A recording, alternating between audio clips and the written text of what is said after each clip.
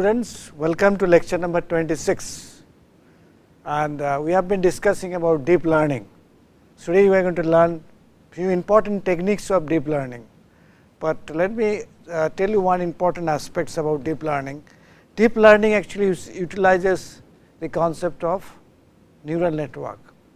So, you must have a good idea about the genesis, development and application of neural network, and that is the key aspects which you will see in all the different kinds of techniques we are going to discuss on deep learning. Another important aspect of deep learning is that we have divided deep learning lectures into two parts. First one is introduction to deep learning and some of the simple techniques of deep learning, and in the later I will discuss about advanced deep learning techniques. There again some of the basic concepts will be utilized to develop advanced techniques required for deep learning methods. So, with this introduction, let us move ahead, and deep learning as such mimics the intricate neural networks of human brain. I already talked about it, that this is the basic aspects or the basis of deep learning techniques, because it uses the concept of neural networks of human brain. It enables you or enables the computers to autonomously discover the patterns. Unlike in machine learning, we have to do the supervision to make the computers, the machine learn the patterns. Here you do not need to do that, it can autonomously discover the patterns, and it can also make decisions from the vast amounts of data, unstructured data.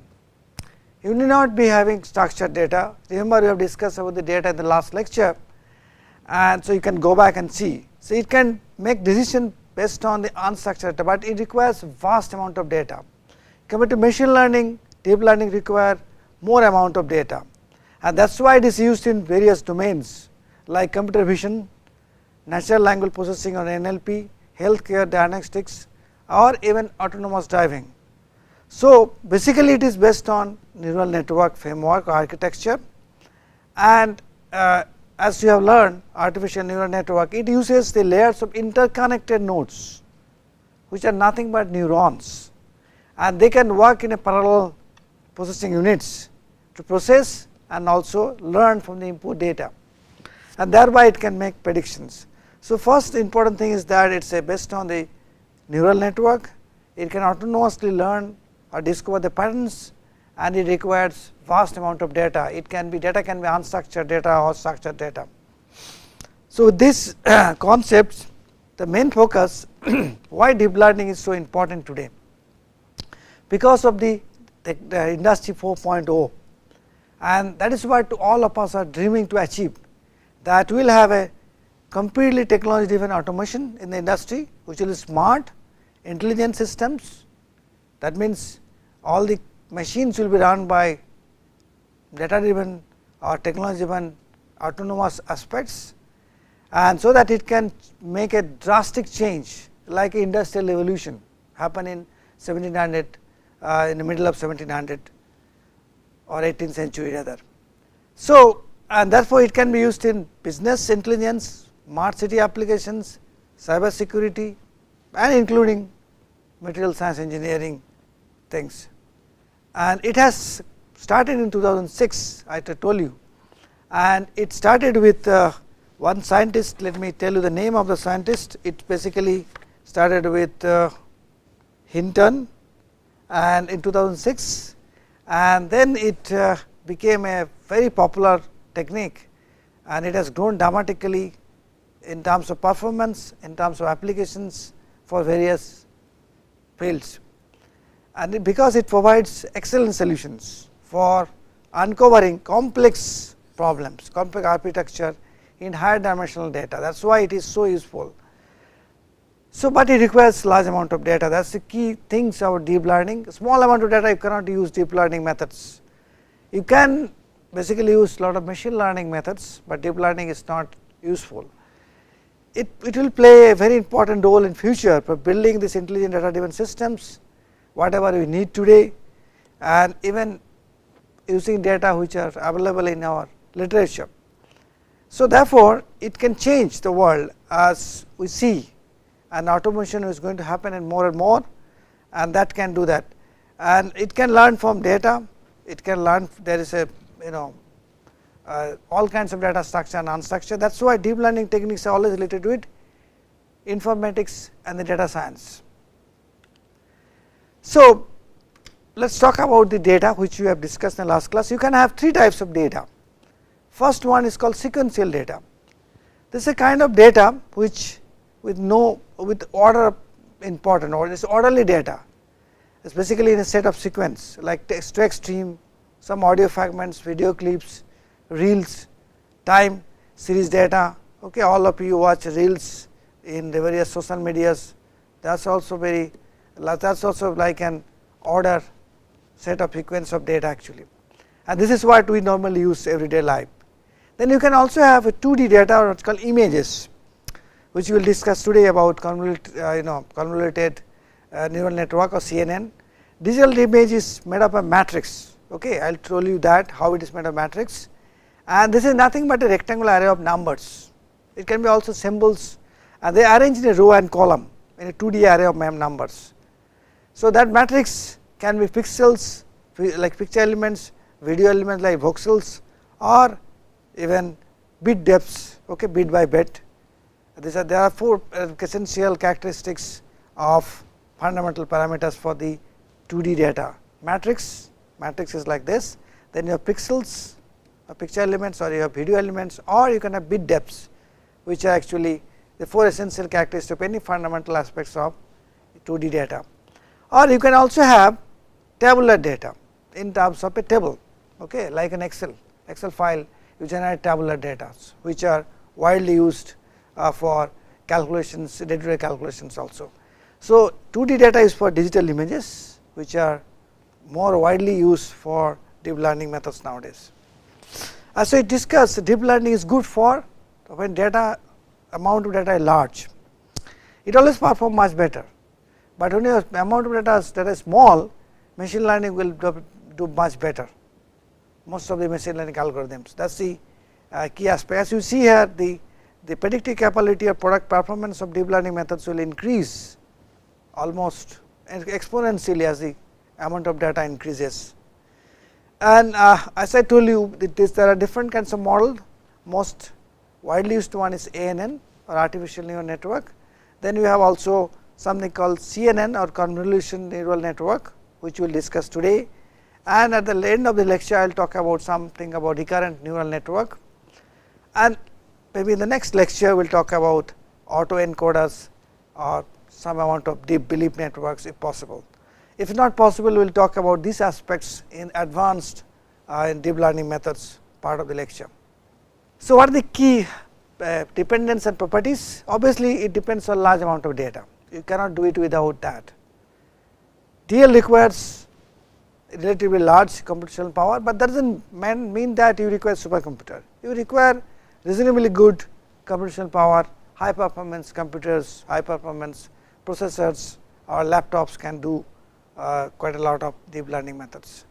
It does a lot of feature engineering, and that is why it decreases the time and effort to require to construct the feature extraction. It can automatically extract the features. That is why it uses the DL uses the ANN and CNN methods, and obviously training in DL takes a lot of time, much larger than time required for machine learning. And remember one thing, this is a black box actually, and difficult to interpret how deep learning actually works. It works, it gives you results, but scientifically how does it do? There is not much clear concepts so far. So, it does not matter for you how does it work, right? It works and it gives you good predictions. That is what is important for us. So, you can use different kinds of network architecture, like that you can use shallow networks where you have only one hidden layer. You know that input and output must be there for any deep learning or rather artificial neural network methods. So, other than that you can have one hidden network, or you can have multiple hidden networks. Depending on that, it can be a shallow network or a deep neural network. So, n can be anything, n can be even hundreds also. So, it depends on your computational power or the ability to handle data. So, as you see here, these networks are all interconnected. That means, every input layer is connected with the hidden layers with each other. That is what cross connections are made, cross connection with bridges are made. That may not be always required, okay, but normally it is done. So, what are the different deep learning techniques we used? Obviously, we use supervised techniques, unsupervised techniques, and hybrid learning methods. Supervised techniques are basically NLP. MLP is what? You know that. Okay. This is basically multi-layer perception method, which is based on ANN. Then we can also have CNN, convolution neural network, and we can also have RNN, recurrent neural network. RNN has different parts, LSTM. If I get time, I will discuss about it. Okay, bifunctional LSTM, as GRU. Then in case of unsupervised, you can have, okay, we can have AE, which is auto encoder. Then you can have SOM, you can have GAN, RBM, DBM, deep network, and then you can also have hybrid networks, mixture of two things like CNN plus RNN, GN plus CNN, AE plus SBM, or any others. Correct? These are all hybrid, mixture of between these two, so unsupervised and supervised. So, they are actually very advanced techniques available for DL networks, much advanced than what one can actually think about it. So, for your purpose, we have discussed about MLP, but today again we will talk about little bit more about MLP, and we will talk about CNN, and we will start probably RNN, and see how things, how much you can understand this concept, because they are very not very easy concept to learn at the beginning. It takes time to learn these concepts, and there are various kinds of features of each of these concepts used. Then we will later on we will discuss about AE or DBN or SOM, whatever possible amount of time available with me, I can discuss each of these techniques. First, let us talk about ANN and carry forward what we have learned, because the basic concepts of DL or deep learning is the neural network. And a neural network is based on how human brain works, right? Human makes this a parallel processing system, you have to understand that, and it contains large number of processing elements. That is another aspect. That is why you have to use many hidden layers in case of DL. That is the basic reason why you use many hidden layers. And if you ask your friends, they will say I use 3 hidden layers, 5 hidden layers, or maybe 7 hidden layers, but one can go on and use even hundreds of hidden layers, because of these complexity of the problem requires this uses of large number of hidden layers. Okay. So, we have about 10 billion neurons, and they are interconnected, and they do parallel processing. What is the meaning of that? Well, in a neural network, I will go to the next slide. So, in a neuron, which is typically the processing unit, the dendrites actually take the input can be any data, variables, whatever it is, and then it is processed by nucleus. After that, the data is sent by axon to the synaptic naps and to the next element. Next element will sit here, okay, here, correct, or it can also have a previous elements like this.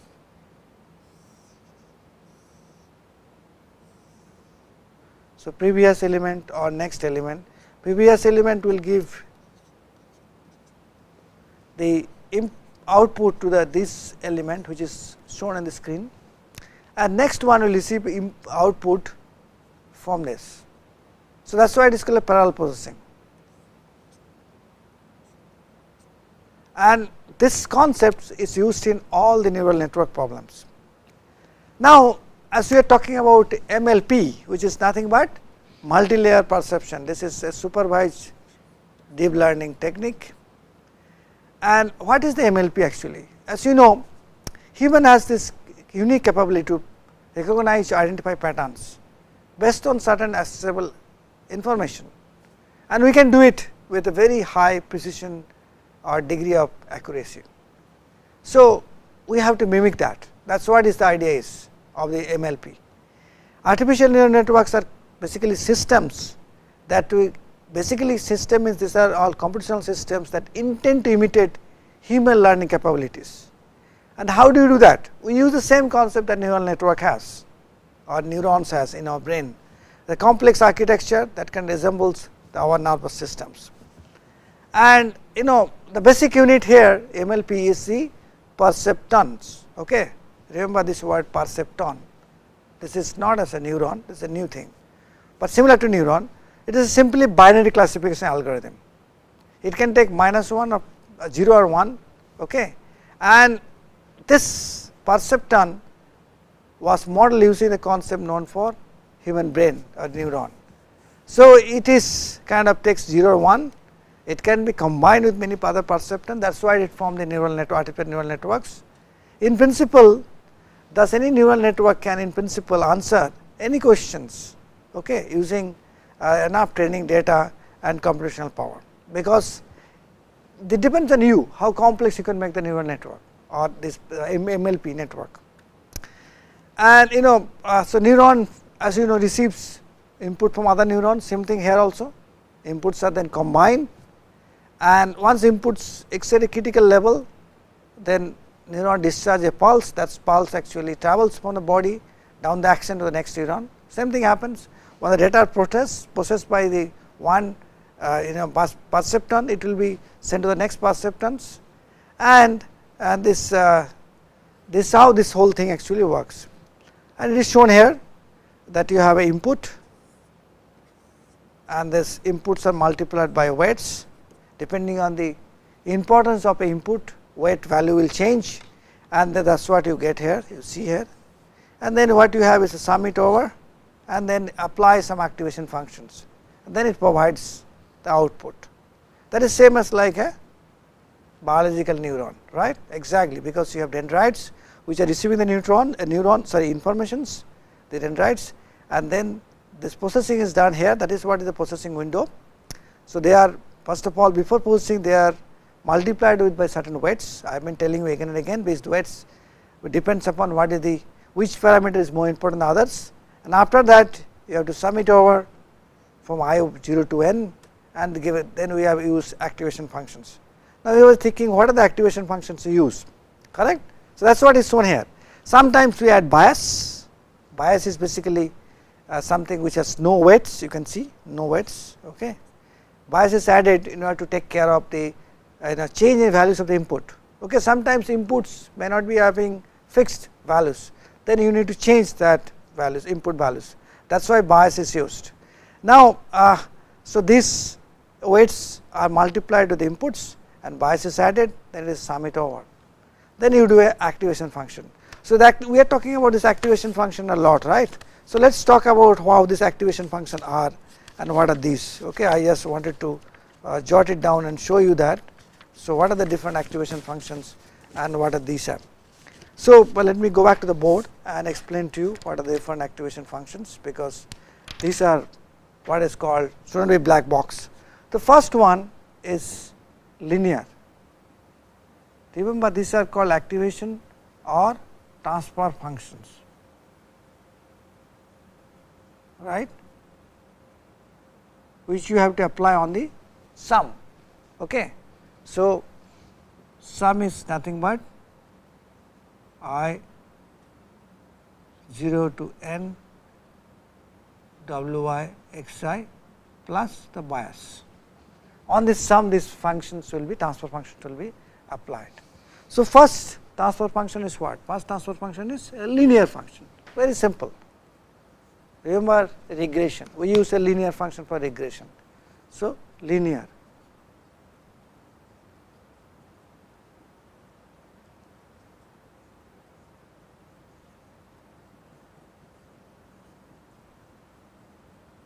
So, Bezier linear function is what?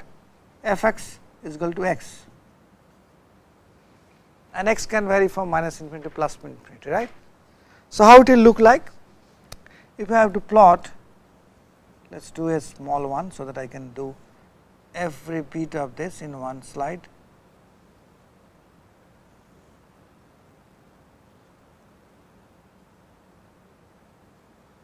F x is equal to x will vary like this,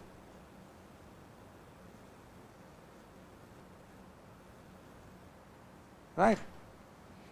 That is a linear function, which is a simpler one, but even in material science very rarely linear functions are used, because all our problems are very complex. So, you cannot use linear functions, but nonetheless in some cases you may like to use linear function. Next one is sigmoid. Sigmoid function is also used. What is the sigmoid function? Well, this I have already given you. F x is equal to 1 by 1 plus exponential minus E x. Okay? That is what it is. So, it is very simple function. Now, how does it look like? Let I draw it on the extreme end, so that it remains same. So, it is very function looks different, and we should know it. So, how did it look like? Looks like this. Okay. We can use different color.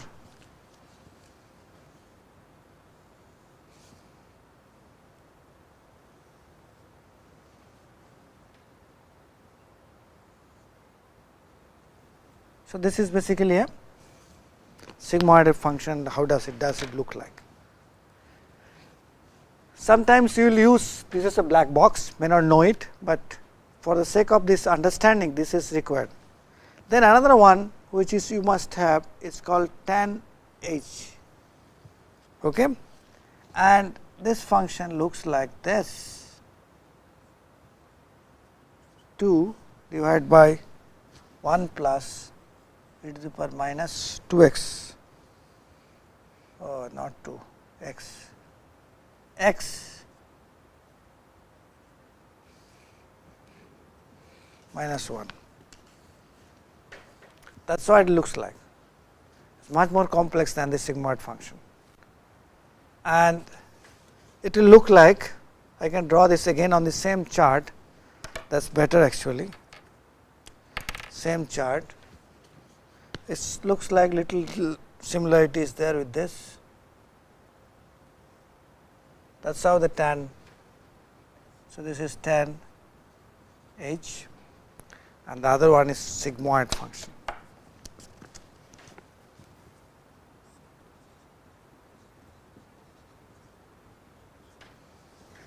Okay.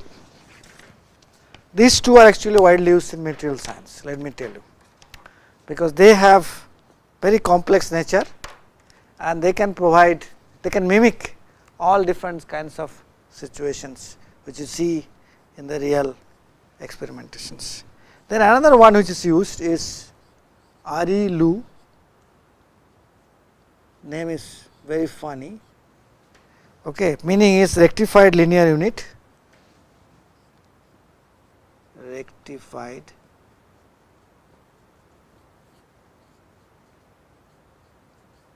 linear unit.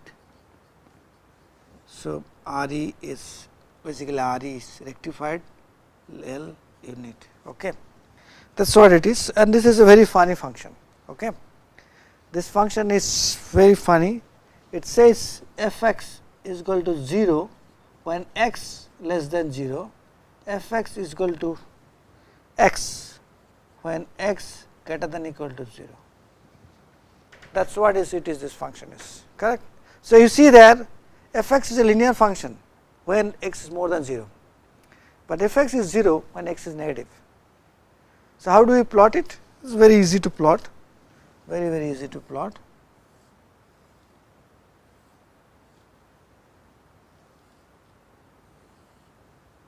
Okay. So, it will look like something like this.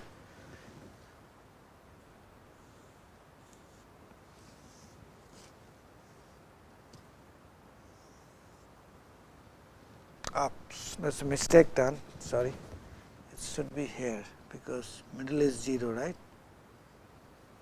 Let me to redo it. This is 0, that is what it is.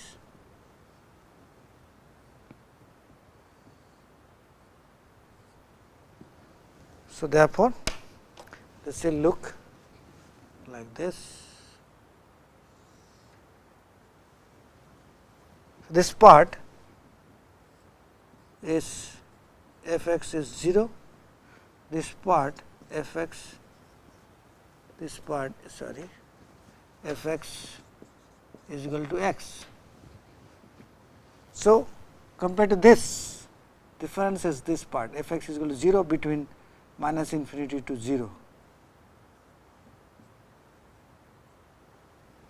But between 0 and plus infinity, this is a linear function of x. So, these are the 4 important functions which are called activation functions or this function. There is another function which is used, is called, I just simply write, this fellow is not working, I will just write there. So, it is called leaky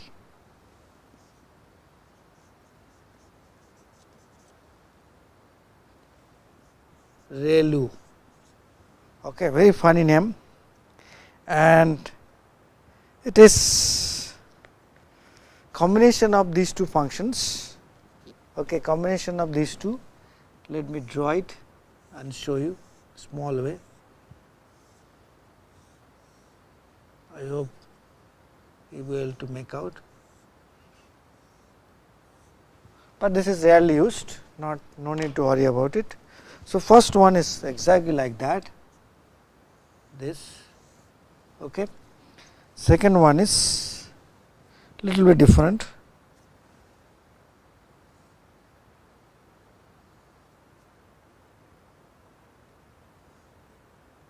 So, this is f x 0, this is f x is equal to x, this is f x x is equal to a x, and this is f x is equal to x. Okay.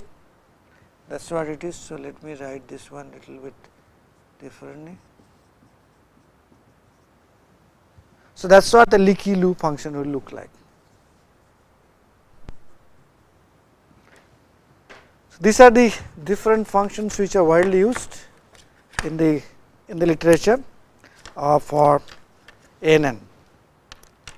Please remember that these functions you will be using for your modeling purpose, but you may not know. That is what I thought I should give you in a sample chart. Next slide will also have it. Okay. You can see that. So, you have first one is called identity, and it has derivatives is 1, second one is this binary step, okay, very important, and then you have sigmoid 1 by x exponent minus x, tan h x, I have made some small mistake again, sorry about it. So, tan h x is like different, this will be 2, this is correct, tan h x. So, that is correct. So, you can see that differentiation here,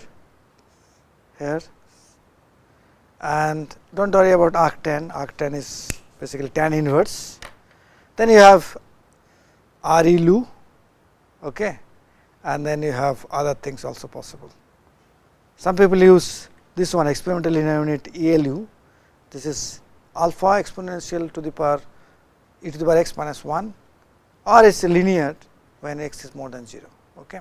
So, why these different type of functions, and their curves are given on the left side for your purpose. You can see that these plots are given here, function is here, derivative is here. So, this is derivative, this is the function, this is the plot. So, you can see that how complex these functions can be. So, that is why ANN can actually simulate, or they do a deep learning methods like ANN can actually take care of very complex problems. And we can solve this complex problem with these activation functions which can be widely used. So, let me just do a little bit of that and we stop here. So, it is, remember, perceptron is the unit, you can have multi layers, you can have many layers, and this is just simply by teaming up with different perceptrons, and each of these perceptron will do the same calculation, similar functions, same calculations. and that is what it is done. So, one is input layer, output layer, then you have a lot of hidden layers. This has been talking about for so many times, and we can have deep or shallow networks or deep networks. So, that is also we talked about it. But important aspect is this: although we are adding a bias, how do you know that weights which you are putting on each of these things are proper or not? That is why you need to do a backward pass, just like a football, we do a backward pass. This algorithm commonly used to train the neural networks, that is what is called backpropagation. It performs very nicely using iterative backward passes, which attempts to minimize the loss quote and unquote, that is the difference between the correct predictions and the actual model predictions, and each backward pass weights are moved forward, backward forward to get an optimum values, so that loss can be minimized. That is what it is. So, not much on these aspects. When neural network initialize, weights are set by you, and it does not matter what weights you are putting on, although you have some idea how which one is more important, which feature is more important than the other feature, like whether composition is more important than temperature, or pressure is more important, or stress is more important, which one, but still you can use some weights which may not be the perfect ones, and that is why once the input is loaded, they pass through this network of neurons, and they will give you some outputs and given the values of the initial weights. So, backpropagation actually helps to adjust these weights of the neuron, so that results will become closer and closer to the what is known. Well, we talk about these aspects in the next lecture. The next lecture actually what we will talk about is this CNN or CONVONET, and how this is going to work in very nicely in describing many of the problems. Okay, let us wait for the next lecture.